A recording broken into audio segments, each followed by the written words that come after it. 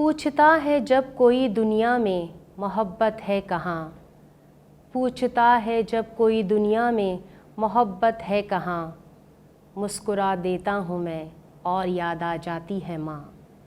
ماں ایک پیاری، شفیق اور بے لوث محبت کرنے والی عظیم ترین ہستی ہے۔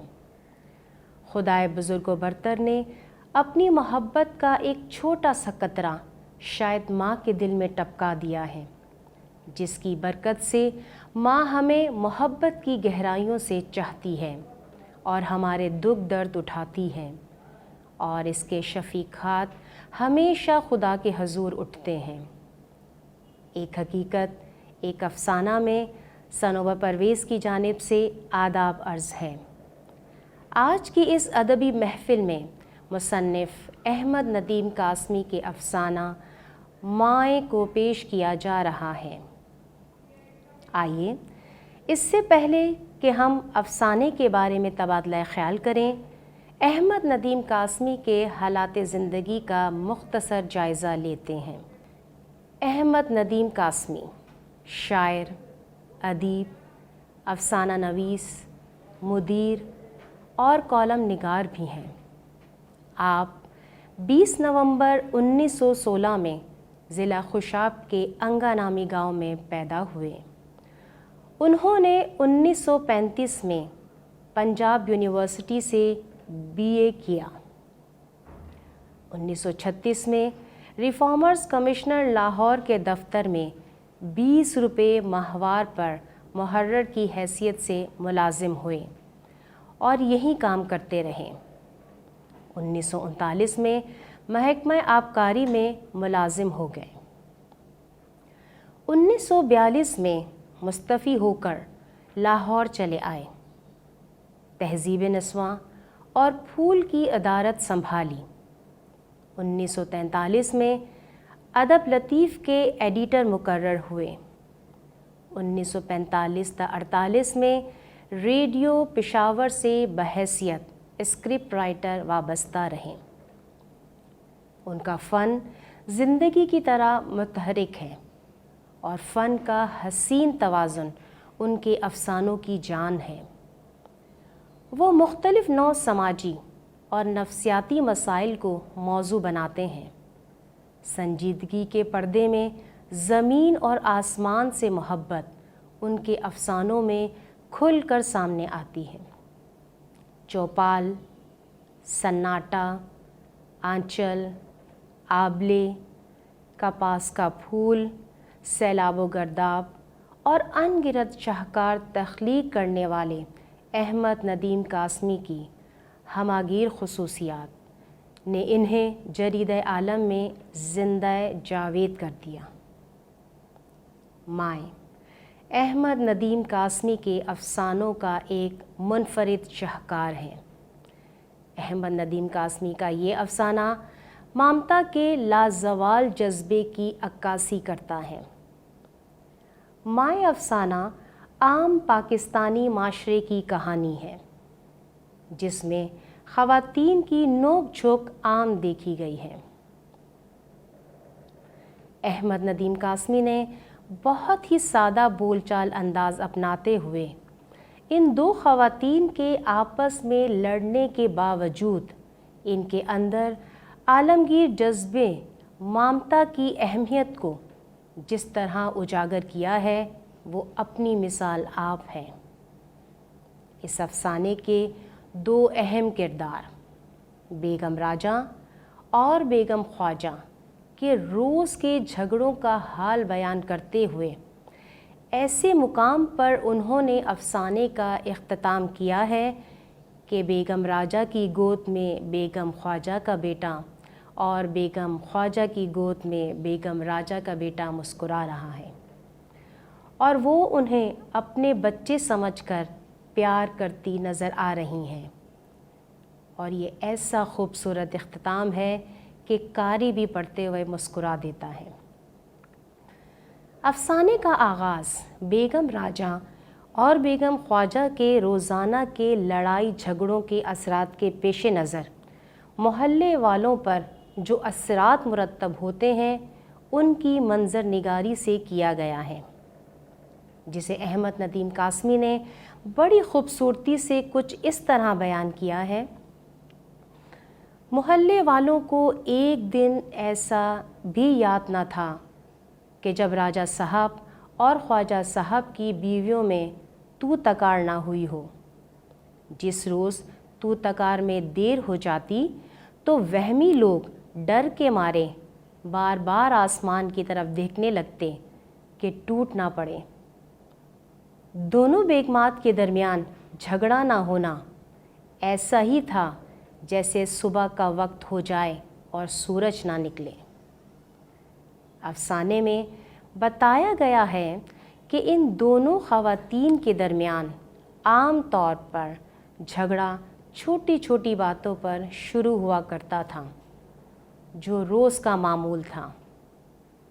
دیوار میں کیل ٹھونکنے سے دوسری طرف کے پلستر کا اکھڑنا ایک بہت بڑے وبال کا باعث بن جاتا تھا۔ اسی طرح ایک بچے کی گیند اچھل کر دوسرے کی بالٹی میں کیا گری، اس کا الزام اس کی ماں پر لگایا جاتا کہ یہ سب جان بوجھ کر کیا گیا ہے۔ الغرض آس پاس کی خواتین کے ساتھ ساتھ مرد حضرات بھی جھگڑا دیکھنے میں آگے آگے ہوتے۔ تاہم مصنف کہتے ہیں کہ ان جھگڑوں میں الزام تراشیوں کی بجائے بات صرف بد دعاؤں تک ہی محدود رہتی، جو لوگوں کی تسلی کا سبب نہ بنتی۔ اسی لیے اکثر اوقات پڑوسیوں کو ان جھگڑوں سے کوئی زیادہ دلچسپی محسوس نہ ہوتی، اور کبھی کبھار تو ایسا محسوس ہوتا، جس کی عکاسی مصنف نے کچھ اس طرح کی ہے: یہ سمجھیے کہ محلے کی عورتوں کو یہ جھگڑا مجبوراً سننا پڑتا تھا، بالکل اسی طرح جیسے مریض بے نمک مرچ کا کھانا کھانے پر مجبور ہوتا ہے۔ جھگڑے کا آغاز عام طور پر بیگم خواجہ کی طرف سے ہوتا تھا، لیکن اس تمام صورتحال کے برعکس ان خواتین کے شوہروں کا تعلق انتہائی خوشگوار تھا۔ وہ دونوں ساتھ گھومنے جاتے اور جس چیز کی ضرورت ہوتی بلا چوں چرا مانگ لیتے۔ چونکہ دونوں کی بیگمات ایک دوسرے سے پردہ نہیں کرتی تھیں اور احترام بھی زیادہ کرتی تھیں، اسی لیے کوئی چیز مانگنے پر دوسرے کی بیوی جھٹ پیش کر دیتی تھی۔ اسی بات کو احمد ندیم قاسمی نے یوں قلم بند کیا ہے: ایسا معلوم ہوتا تھا کہ راجہ صاحب اور خواجہ صاحب کے لیے ان بیگمات کی لڑائی معمول بن چکی ہے، اور جس طرح وہ چھان برا خریدنے والے سے یہ کہنے کا حق نہیں رکھتے کہ یوں چنگاڑ کر آواز نہ لگایا کرو، اسی طرح ان بیگمات کے جھگڑوں میں مداخلت کو بیکار سمجھتے تھے۔ ایک بار محلے کے ایک بزرگ نے شکایتی انداز میں راجہ صاحب اور خواجہ صاحب سے کہا کہ آپ لوگ ہی اپنی بیگمات کو لڑائی جھگڑے سے روکا کیجیے، پورا محلہ بدنام ہوتا ہے۔ جس پر مصنف کے قلم نے یوں بے نیازی ظاہر کی ہے، آپ بھی سنیے۔ راجہ صاحب نے نہایت ادب سے کہا: یہ عورتوں کا معاملہ ہے، ہم ان کے معاملے میں دخل دیں گے تو اچھے نہیں لگیں گے۔ آپ اگر اپنی بیگم صاحبہ کو ان کے پاس بھیج کر ان کو سمجھا سکیں تو سبحان اللہ، اکٹھے رکھے دو برتن بھی ٹکرا کر بج اٹھتے ہیں، اور یہ تو دونوں ماشاءاللہ جیتی جاگتی عورتیں ہیں۔ اور خواجہ صاحب نے فوراً کہا: جیتی جاگتی اور بولتی چالتی عورتیں۔ افسانے کا اہم موڑ جو افسانے کو اختتام کی طرف لے جاتا ہے کہ ایک دن بیگم خواجہ کی طرف سے جھگڑے کا سلسلہ یوں شروع ہوا کہ بیگم راجہ کے بیٹے نے بیگم خواجہ کے بیٹے کو پینسل کی نوک سے زخمی کر دیا۔ جسے دیکھ کر بیگم راجہ اپنی ممتا کے جذبے پر قابو نہ پا سکیں اور اپنے ہی بیٹے کو بہت بری طرح مارنے لگیں۔ جب بیگم خواجہ یہ دیکھتی ہیں تو ان کے اندر بھی ممتا جاگ اٹھتی ہے۔ چنانچہ وہ کھڑکی سے کود کر اندر آ جاتی ہیں اور بیگم راجہ کے روتے بلکتے بچے کو اپنے سینے سے لگا لیتی ہیں اور کہتی ہیں کہ کون سا غضب ہو گیا، بس ذرا پینسل ہی تو لگی ہے، یہ ذرا سی پینسل لگی ہے۔ اور پھر بیگم خواجہ بیگم راجہ کے بچے کے زخم کو دیکھ کر اسے اپنے سینے سے لپٹا لیتی ہے۔ بس جناب، یہی وہ لمحہ ہے جب مصنف نے اس افسانے کو خوبصورت اختتام کا رخ دیا ہے۔ آمنے سامنے کھڑی بیگموں کو یکا یک احساس ہوا کہ وہ ایک دوسرے کے بچوں کو سینے سے چمٹائے رو رہی ہیں۔ اس صورتحال کا انکشاف ان پر ایک ساتھ ہوا کیونکہ دونوں ایک ساتھ ہنسنے لگیں۔ پھر بیگم خواجہ ہنسی روک کر بولیں، ہائے ہم بھی کیسی پاگل ہیں۔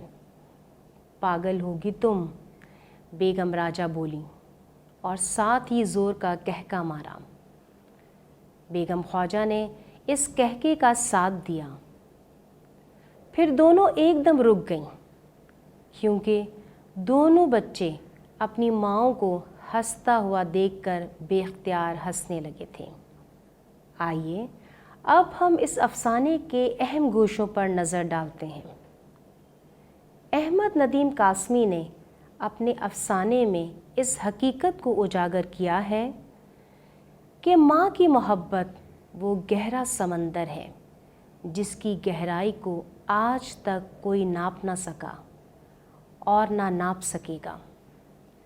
یعنی ماں کی محبت ہمالیہ کا وہ پہاڑ ہے جس کی بلندیوں کو آج تک نہ کوئی چھو سکا ہے اور نہ چھو سکے گا۔ یہ افسانہ انسانی دوستی کا بھی پیغام دیتا ہے۔ جیسے دونوں خواتین کے روزانہ کے لڑائی جھگڑوں کے باوجود ان کے شوہر ساتھ آتے اور ساتھ جاتے اور ضرورت پڑنے پر ایک دوسرے سے چیز بھی لے لیا کرتے۔ حالانکہ دیکھا جائے تو کچھ حضرات عورتوں کے جھگڑوں میں شامل ہو کر لڑائی جھگڑے میں ہاتھا پائی پہ اتر آتے ہیں، جس کا نتیجہ سوائے نقصان اٹھانے کے کچھ نہیں ہوتا۔ اس افسانے میں انسان کے نفسیاتی رویوں کے پیش نظر معاشرتی برائیوں کی بھی عکاسی کی گئی ہے، جس سے انسان کی مخصوص ذہنیت کی عکاسی ہوتی ہے۔ مجھے امید ہے آج کا یہ افسانہ جو ماں کے حسین رشتے کا منہ بولتا ثبوت ہے آپ کو ضرور پسند آیا ہوگا۔ آپ کی آرا کا انتظار رہے گا۔ ان اشعار کے ساتھ آپ سے اجازت لینا چاہوں گی۔ لبوں پر اس کے بد دعا نہیں ہوتی، لبوں پر اس کے بد دعا نہیں ہوتی، بس ایک ماں ہے جو کبھی خفا نہیں ہوتی۔ اس طرح میرے گناہوں کو دھو دیتی ہے، اس طرح میرے گناہوں کو دھو دیتی ہے، ماں بہت غصے میں ہو تو رو دیتی ہے۔ اپنا خوب خیال رکھیے گا۔ اللہ حافظ۔